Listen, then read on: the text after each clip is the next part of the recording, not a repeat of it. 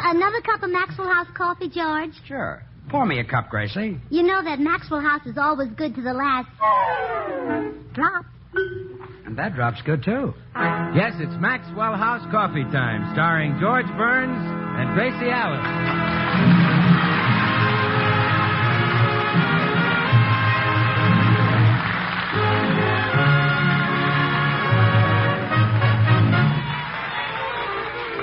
With yours truly, Bill Goodwin, the music of Meredith Willson and his orchestra, our happy postman, and our guest, Eddie Cantor. For your Thursday night comedy enjoyment, it's George and Gracie. And for your everyday coffee drinking enjoyment, it's Maxwell House.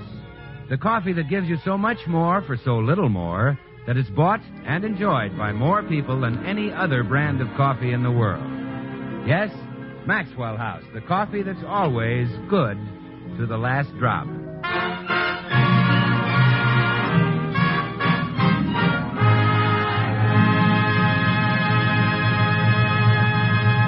Well, tonight we find George and Gracie just starting home from the neighborhood movie. How'd you like the picture, Gracie? I loved it. The way that Humphrey Bogart handles women. Bogart's loaded with sex appeal, all right. Yeah. You know, George, whenever I see him in person, he reminds me of you. He does? Uh-huh. He always says, "How's George?"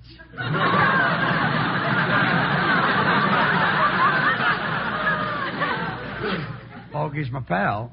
How did you like Lauren Bacall? Dynamite. They're married, aren't they? Yeah, but gee, they sure didn't act like it. Yeah, I'd like to talk to Bogart someday. What about? Well, a man is naturally curious to know what it's like to be married to a gorgeous, seductive siren. Well, I don't think our marriage is any of his business.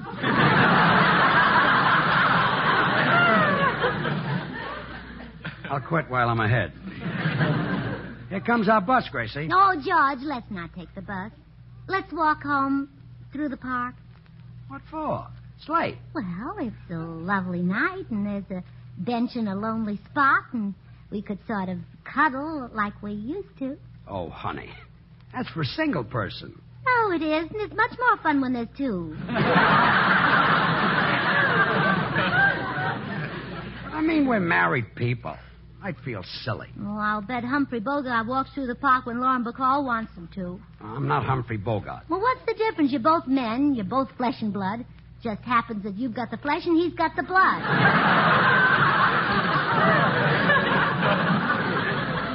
Forget it. Oh, please, George, let's walk through the park. I want you to be romantic, like Humphrey Bogart. Every time I take you to a picture, you want me to act like the hero. Wish I'd seen a Lassie picture. So do I. Then you'd love to walk through the park.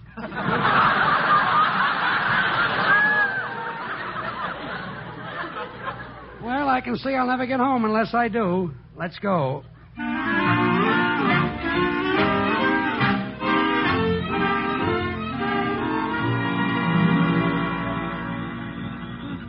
Remember how we used to walk along here when you were courting me?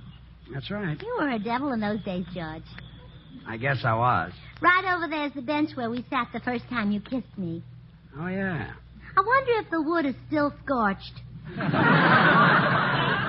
I scorched the wood when I kissed you, huh? Well, sure, you had to lay your cigar down. Yes, always a gentleman. Hey, look. There's a bum asleep on our bench. Oh, this bench is hard. Light here is pretty dim, but I think it's Eddie Cantor. Oh, don't be ridiculous. Do you think this bum is the king of show business, the greatest comedian alive today, the man who makes millions laugh? No, I think this bum is Eddie Cantor.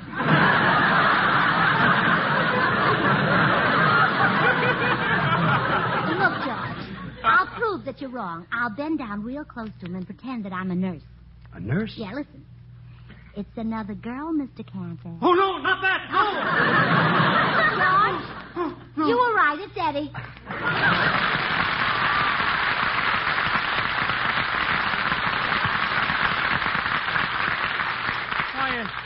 Why, it's George and Gracie. Oh, Eddie, thank goodness we found you.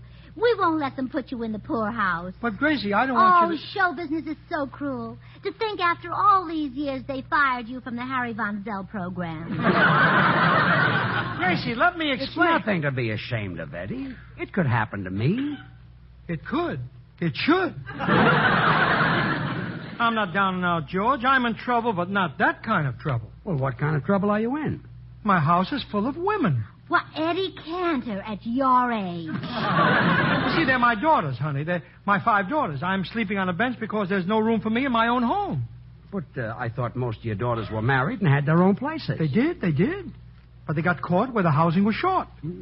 They lost their leases and moved back in with me. Families and all. They're all how sweet. You know the old saying, chickens come home to roost. Yeah. So when I was young, I had to be in the wholesale poultry business. See what you mean, Eddie. Your place must have been packed. Packed?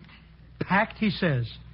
I've seen fewer relatives on a studio payroll. Well, we won't let you stay here. Meredith Willson lives next door to us, and he has a spare bed. I know he'd take you in. That sounds wonderful, Gracie. Of course, I'll lose the $500 bonus I paid for this park bench. Well, you see, Meredith lives alone. He's so bashful he's never proposed to a girl. Hey, I've got an idea that'll solve this housing shortage of yours permanently. You have? Well, sure. Marry one of your single daughters to Meredith Willson. She'll move in with him, and you can move back into your own home. Now, just a minute. As much as I want to go back home, I can't let my little girl marry just anyone. You don't do those things. I have to know all about this Meredith Willson. Where is he from? What does he do? What's his background? What does he look like? How old is he? Well, he's a man about... That's enough. He'll do.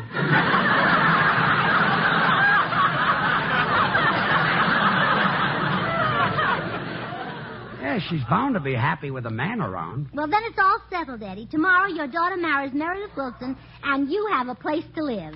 Gee, I hate to think of losing my daughter to that Willson. You do, Eddie? Yeah. Now he'll get that pound of hamburger in her hope chest. Well, come on, Eddie. Let's go see Meredith right now. All right.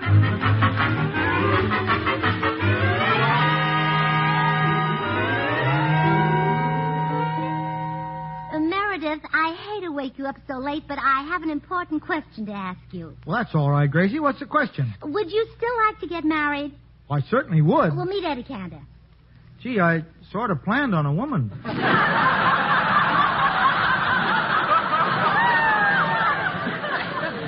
Oh, fine.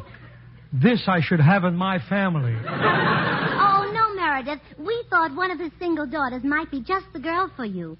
He'll stay with you tonight and tell you all about her. Oh, I'd like to hear about her. You will, son. You will. Yes. And tomorrow we'll arrange a meeting. We love you, Meredith, and we're tired of people referring to you as that dope who can't get a wife. Yeah. You'll make as good a husband as any other dope.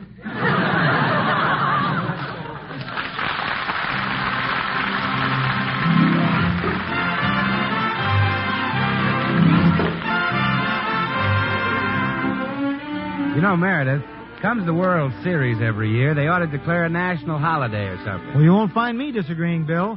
Baseball being our national game, it seems only logical. Of course, anybody who can get to the World Series just naturally takes a holiday anyway. And who's to blame them, Meredith? Who's to blame them? The color and excitement of the annual Baseball Classic has hearts beating faster from the sidewalks of Boston and St. Louis to the shores of Timbuktu. And the final score will be told and retold for endless years to come. Yes, the World Series really is a unique and thrilling part of the American scene. And that brings to mind how truly Maxwell House coffee has come to be a part of the American scene, too. For just as baseball is this country's national game, so is coffee America's national drink. And it's a fact that more people buy and enjoy Maxwell House coffee than any other brand at any price. Northeast, south, and west, it's Maxwell House wherever you go. Flavor tells this popularity story, of course. The rich, vigorous Maxwell House flavor that results from the masterful blending of these premium Latin American coffees. Manizales for mellowness. Medellins for richness. Other choice coffees for vigor. And Bucaramangas for full body. All of which means great coffee at its flavor peak. Starting now, why not enjoy the best in coffee drinking pleasure? It's yours for just a fraction of a penny more than you'd pay for the cheapest coffee sold. Simply say Maxwell House. The coffee that's always good to the last drop.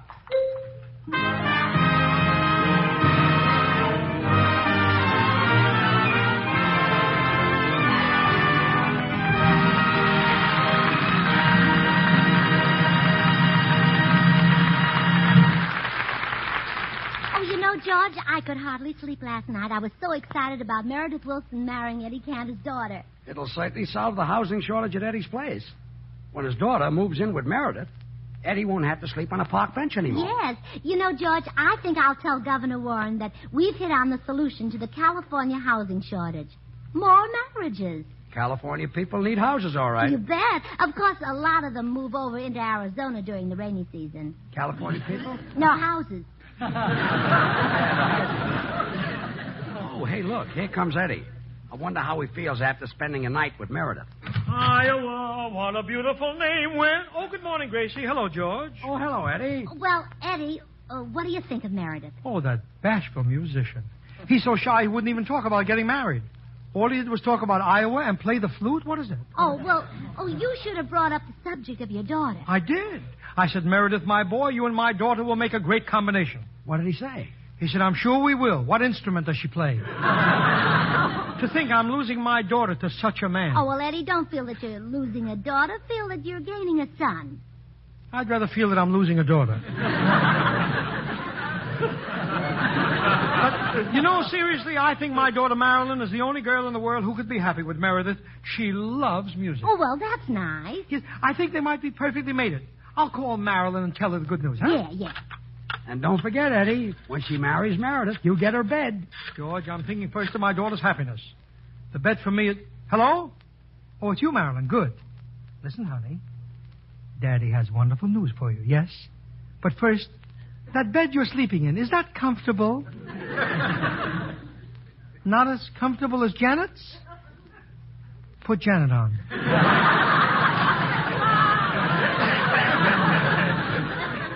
Janet can learn to like music. She already took up the harmonica, sure. Well, if Ida's bed is more comfortable than Janet's, you've got a problem on your hands. Hello, Janet. Listen, honey. Daddy has a man for you. Isn't that wonderful? What do you care what he looks like? He's got everything a woman could ask for. He's got a house. These teenage girls are so silly. Aren't we, though? No, Janet, he's not too bright. No, he's not especially good looking. To be honest, he's a sort of a jerk. You'll consider it? It was good enough for your mother, it's good enough for you? Thank you, Janet. I'll call you later.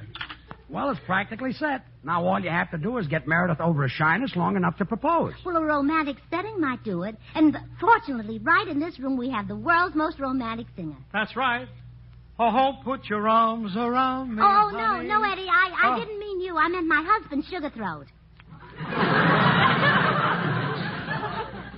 Sugar Throat? Yes. They say that falling in love is wonderful.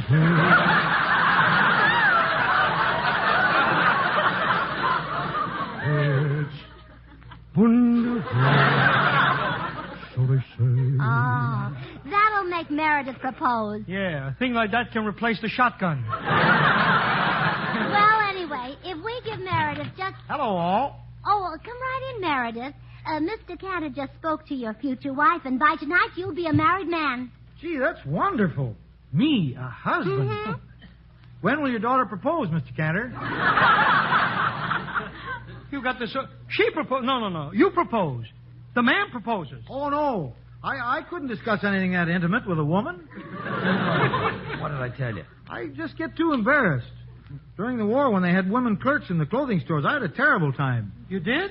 Until Japan surrendered, I went without underwear. This boy is dynamite. Oh, we better forget about me getting married. I'll just go on with my career. Oh, but Meredith, that can't replace marriage. On a cold night, you can't warm your feet on your career. Well, I'm just too bashful, Gracie. All you need is a little advice. Now, listen, son. Yes, Dad. Never mind the dad.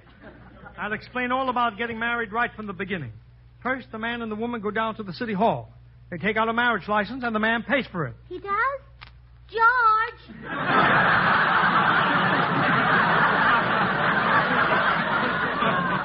I paid you back later. Well, let's go ahead.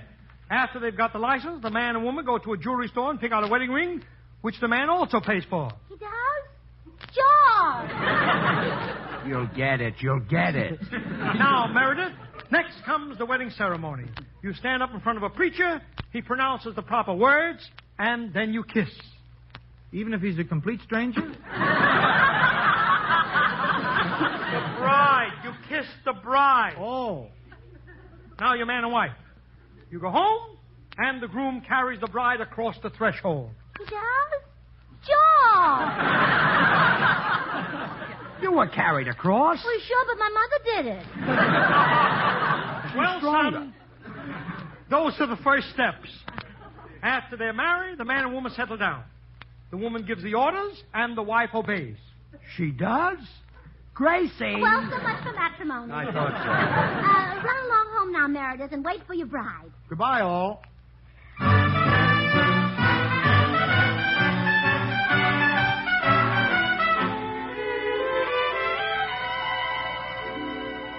Oh, Eddie, aren't they sweet together? Your daughter and your future son-in-law. Don't move or they'll know we're watching them through the window. So far, there hasn't been much to watch, has there? Well, he needs a little time to woo her. Woo, a fine wooing. For 50 minutes, he's been playing on his flute. Well, I know, but he's getting bolder. The last chorus of Mother McCree was pretty hot. Oh, yes. He's a ball of fire. Hey, now we're getting somewhere. Janet took the flute away from him. Oh, yes, she's reaching for his hand. Yeah. I wonder if he'll let her hold it. No, he's a little shy. A little shy. He's hiding under the table. Now she's coaxing him out. Atta girl, Janet. Stay in there and fight, kid. Oh, he's in the open. She's getting closer to him. She's reaching for his hand. She touches it. Whoops! Under the table again. He spends more time under the table than W.C. Fields. Look, this time he came out all by himself without being coaxed. What a man. My goodness, now he's making advances. He's reaching his hand out. Yeah, he's getting his nerve up. He makes a grab. Oh, darn it, he grabbed the flute. This I can't stand. Oh, but Janet isn't giving up. She's moving in on him. She's backing him toward the sofa. Corner him, kid. Corner him. Remember your mother. She did it, Eddie. They're both sitting on the sofa. But now we can't see them. The back of the sofa's to the window. Oh, Donna, and I wanted to see him propose. Wait, Gracie. We can't see it, but we can hear it if I open the window. Oh, good. Open it wide and we'll listen as Meredith asks your daughter to be his bride. Shh. Listen. Oh, no!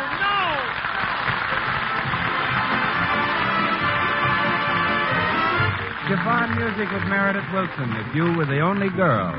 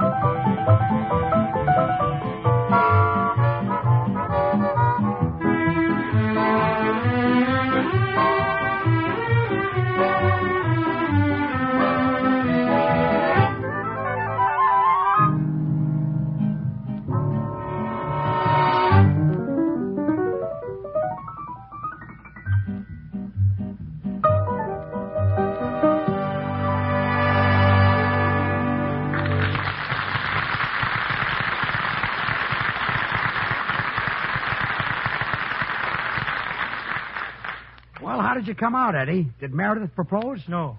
Janet finally had to propose. But they're getting married this afternoon, and my housing problem is now solved. Oh, yes. Janet will move in with Meredith. Eddie will move into Janet's room and won't have to sleep on the park bench anymore. Good. Oh, I'm glad I sent that telegram to Governor Warren. He'll be interested in the way I solve this housing problem. Could I speak to someone for a moment, please? Well, there he is, my boy. My flute-playing son-in-law. Hello, Dad. I'm afraid I have a problem. Problem? Look, if it's Petrillo, tell him all your kids will join the musicians' union. Well, no, it isn't that. You see, my brother Cedric and his wife just flew in from Mason City, Iowa for the wedding, and they've got no place to stay. Oh, yes, I called them last night and told them that you were getting married. But this is no problem. They'll stay at your house, and you and Janet will take Janet's room, and Eddie... Uh-oh. I'm back on the park bench. I'm a bum again. How about taking our couch, Eddie? Anything is better than the park bench. It wouldn't be so lonesome if the bench was in Brooklyn. Brooklyn? Yeah. Then I'll be out in the cold with DeRocha and the rest of them bums.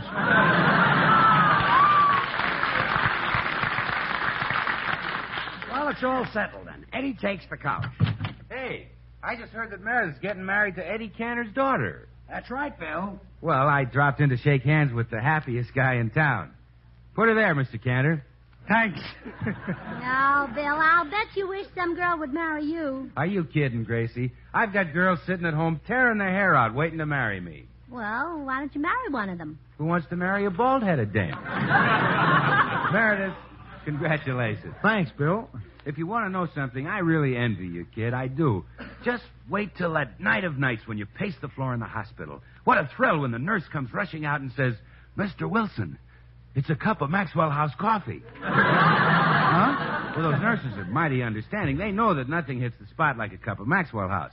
It's the very best in coffee-drinking pleasure, yet it costs but a fraction of a penny more per cup than the cheapest coffee sold. Well, Bill, did I have a boy or a girl? Well, you don't know yet, but now the doctor comes rushing out. What does he say? He says, hey, I smelled that Maxwell House coffee. How about a cup? You see, Meredith, the careful selection and blending of choice Latin American coffees plus radiant roasting give Maxwell House that famous flavor. So naturally, the doctor wants some. But, Bill, the baby. What about the baby? Well, when he grows up, he can enjoy Maxwell House, too. It's so wonderful that it's bought by more people than any other brand at any price. So insist on Maxwell House, always good to the last drop. Bill, you got to tell me, was the baby a boy or a girl? A girl. Gee, I wanted all my kids to be boys. What, and have Cantor shoot himself? Well, so long, everyone. Oh, by the way, I invited the sponsor and his wife to the wedding. They couldn't find a hotel room, so I told them they could stay with you, Gracie. Goodbye. More people to find room for? Now what do we do? Oh, well, don't worry, George. It's really very simple. The sponsor and his wife will take Meredith's house. Meredith's brother and his wife will sleep on our couch. Both of them on one couch? Well, Iowa people are very friendly. Oh, sure. They're friends, yes, pals. Yeah, so they'll take the couch. Meredith and Janet will take Janet's room, and Eddie will... Not the bench again. Oh, I'm afraid so. Wait a minute. If I change the combinations, everything will work out fine. You sure? Oh, it's very simple, George. Meredith and his bride will take our bedroom. The sponsor will take our couch. By himself? By himself. Of course. You and Meredith's brother will stay at Meredith's house. The sponsor's wife and Meredith's brother's wife will stay in Janet's room. And Eddie will... I know. Look, I'm getting splinters sliding on and off that bench. Gracie, where do you sleep? Oh, my goodness, I'm out, too. Find your own bench. Well, now, if I can just find a woman who lives alone for me to stay with. Let's see now. Who do I... Excuse me, I'll get it. Good afternoon, Mrs. Burns. Here's your mail. Oh, Mr. Postman, would you do me a great big favor? What is it? Well, would you mind leaving your wife just for one night?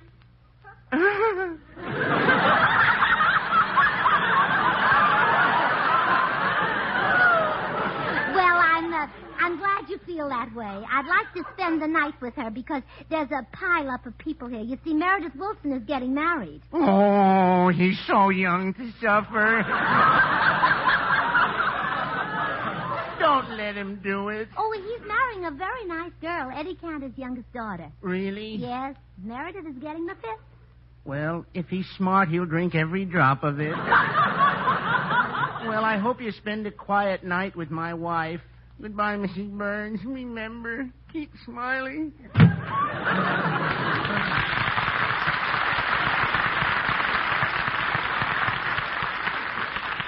Well, I found a place to stay. The postman is moving out of his house tonight, so I can stay with his wife. Where does the postman sleep? Yeah. Oh, that's right. Oh, well, it's very simple. Yes, it's simple. Yeah, yes. we'll just double up a little. George and the sponsor will share the couch. The sponsor's wife and Meredith's brother's wife will take our room. Meredith and his bride will move back into his house. The postman and Meredith's brother will take Janet's room.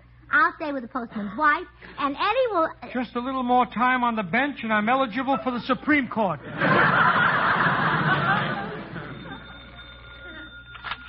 Hello? Who? Oh, Governor Ward? Oh, you are. Oh, well, don't worry. We'll take care of you. Goodbye, your governorship. That was the governor? Oh, yes. He and his wife came down to study my housing plan, and they can't find a place to stay. But I told them that we'd take care of them. How? Well, it's really very simple. The governor and his wife... Wait a minute, Gracie. To save time, let's take it from the other end. Eddie's on the bench. Now take it from there. Go on. Well, you're wrong, Eddie. I'll work it out so no one is on the bench. Now, listen. The sponsor and his wife will take our couch. The governor's wife and Meredith's brother's wife will stay with the postman's wife. Meredith's brother will stay with the...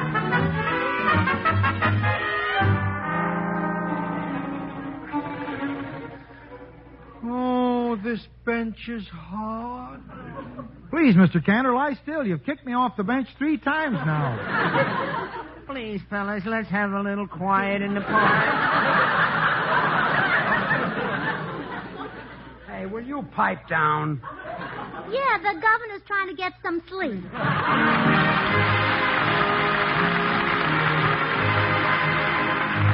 Join us again next week when we'll all be back. George Burns, Gracie Allen, Meredith Willson, and yours truly, Bill Goodwin. The George Burns and Gracie Allen Show is written by Paul Henning and Keith Fowler. Until next Thursday, good night and good luck from the makers of Maxwell House, America's #1 preferred brand of coffee. Always good to the last drop. Well, your plan fell through, Gracie. Meredith and Eddie's daughter decided not to get married. Yes, Meredith is going ahead with his career, though. Tomorrow night he starts his own radio program. Well, it's just as well. A man that bashful should never get married. Yeah, you're right. He'd probably have 15 or 16 bashful children. Good night.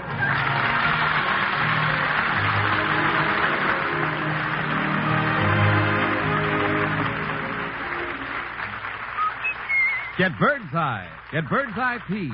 They're delicious. Actually as tender and dewy fresh as peas right out of the garden. A big work saver, too. They're all ready to cook. And so thrifty. 1 box serves 4 people. Equals 2 pounds of peas in the pod. There's plenty in the stores, so get Bird's Eye peas tomorrow. And remember... It can't be the same if it ain't got that name. Get Bird's Eye frosted foods.